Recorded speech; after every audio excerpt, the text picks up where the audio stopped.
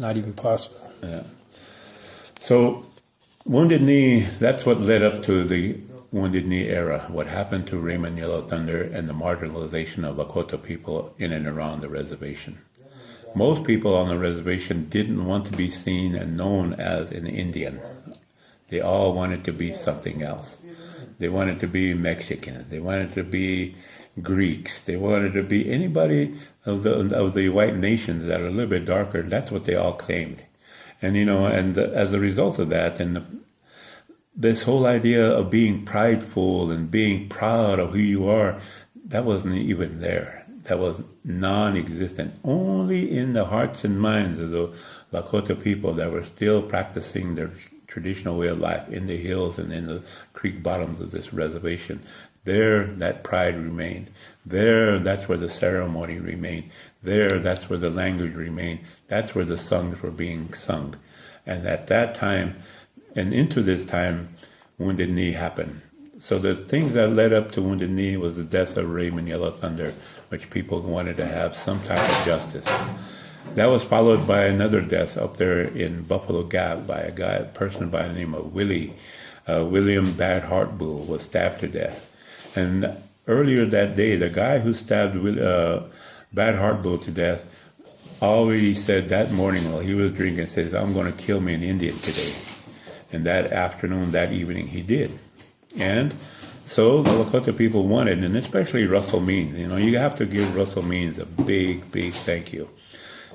Because he took the step of saying that we want justice. And we don't want him to be charged with a simple assault, but rather premeditated murder. And that's not what happened. This judge in Hot Springs and the Custer said no, it will get him with the assault. And then as a result of that, a riot broke out and things like that. And then after that, Custer, near burning of Custer, they decided to come down here. And they said there's a big talk about Custer Courthouse being burnt down to the ground. It wasn't. It was a tourist shed that distributed pamphlets to tourists who come by to see, come see Crystal Cave or whatever the case may be. But that's the type of building that was burnt. It was not having to do with the courthouse. But that's what the media like to say it was, is a courthouse burned down and Indians had to be subdued, but there was a big, big concentration of the law enforcement at Custer during that time because of the preliminary hearing for this killer of Wesley Bad Heart Bull. And so as a result of that, the people came back to the reservation, they gathered in Calico, and everybody, they armed the Bureau of Indian Affairs with machine guns up on top of the roof with sandbags, and they were waiting there with huge spotlights and things like that. And the people left from Calico. The Lakota women were asking the men to stand up. Who is a warrior today? Where are our warriors? So anyway, something had to be done. So at that time, the chiefs that were there, Chief Red Cloud, Chief Foolscrow, Chief Kills Enemy, Matthew King, all of these men who were the original old men who still know the old ways, were the ones who told the young men, let's bypass Pine Ridge and let's go to Wounded Knee.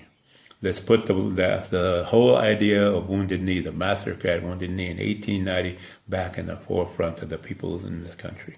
And that's what happened. So that's how Wounded Knee began. They went over there, took over the trading post, and then from there, a 75-day stand took place. And it was the most freest time, especially on the inside, because you knew that you were taking a stand. We may not have been doing it for ourselves at the time, but we didn't realize that we were taking a stand for all indigenous peoples in the North American continent. And, that's the thing that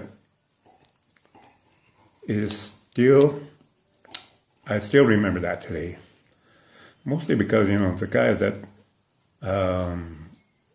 we were there together, they're all dead and gone now. They're all gone. Who's all left in the bunker? Well, only one. And, but we had a lot of bunkers. We had the Oklahoma bunker, we had the California bunker, we had the Lakota bunker, and all of these other bunkers going into Wounded Knee. And in each one of them, people were going to take a stand for our families and our nations. And then sparked a whole revolution of self-pride, of being proud of who we are. These are the things that I remember most about Wounded Knee. I know that there was a lot of pain and suffering at that time. There was a lot of hurt, because people got shot, people got hurt, people were beaten, people were jailed. There's still Leonard Peltier still sitting in jail to this day for what he stood up for at Wounded Knee. And after that, what happened in Pine Ridge in between 1973 and 1975, where a virtual civil war happened without any knowledge of what's going on. And, that culminated into 1975 and June 26th when, two FBI agents were shot along with a guy by the name of Joe Stuntz. He was from the Northwest, and he came here to die. And the FBI always at that time, what I remember about that time in 1975 and afterwards was, the FBI always said, "We still owe you one more." And that was a thing that still walks with me today.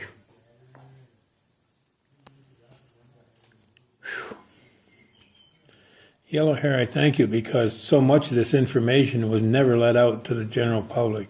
We knew it was all kept. Yeah, it's a tremendous whitewashing of the red history. And you made a statement earlier which floored me, and in a way, and I interpret it as Pine Ridge is a great place to make a lot of money in the name of poverty. Mm-hmm. That is something that, because if you realize and you take a look at the demographics and how people measure wealth and how people measure these things, it's employment. If you have an employment rate of 92, 93%, then the society will survive, because you still need to have social services. You still need to have, children, being taken care of that are at risk and things like that. But the problem is that if you don't have a 95% employment rate, and you only have a 12% employment rate, what does that tell you? Everything points to that the 12% of the people who are employed is keeping 88% of the population in dire straits and at a poverty level. They are actually living on the poverty of our people. And I tell you, this is something that no matter how you twist these numbers, that is the thing that stands out the most, because our unemployment rate never dropped ever since that time. They had been using what happened at Wounded Knee, they had been using what happened at Ogallala, and what's been happening locally. All of them points to one thing, that 12% wants to keep their job by keeping the rest in poor situations. And that is a poverty level mentality. And if it's a generational poverty mentality, is a big problem today, because it leads to all of the other social issues that we have today. The tremendous breakup of families, the tremendous breakup of the children committing suicide on this reservation. There's a lot of talk about that on a national level, about the suicide rate on this Pine Ridge Indian Reservation. And I think that, like anything else in this world, when I traveled in Europe, I heard of a generation they called the no future generation. And I think that has visited Pine Ridge 2 generations ago. One statement that Tom made to me that has floored me ever since is that the village of Pine Ridge, with over 11,000 people, actually has 141 jobs that actually pay something. Yeah. And it's even worse throughout the rest of the reservation. Yeah. Well, people say, well, we got a gaming operation, so we're going to have some employment. Okay, that sounds very well and good, but the thing is, once they announced that we're going to get a casino, there's going to be 200 jobs available, over 1,200 people moved back to the reservation to try to get one of those jobs. Yep. So you know what happens? Our unemployment rate went up. Gets worse. Yeah, and because where are those 1,000 people who didn't get a job going to go? And right. That is the thing that a lot of people don't understand. What is meaningful employment? That's another question that needs to be discussed here and also into the future, because, Employment, in most sense, is an 8 to 5 job, X amount of money per hour, or as if you happen to be a salaried person, this type of thing. This 40-hour work week is something that, again, is a measuring stick that cannot be applied to this reservation, because it's not that way. We say daily survival is a form of work, because you have to hustle every minute of the day in order to get to the bullshit hospital to see a boo jive doctor who will prescribe to you addicting painkillers and then call you a drug abuser. Yep, I know that all too well. Well, Yellow Hair, I really can't thank you enough. Again, my man, great. Thanks for coming. Thank you.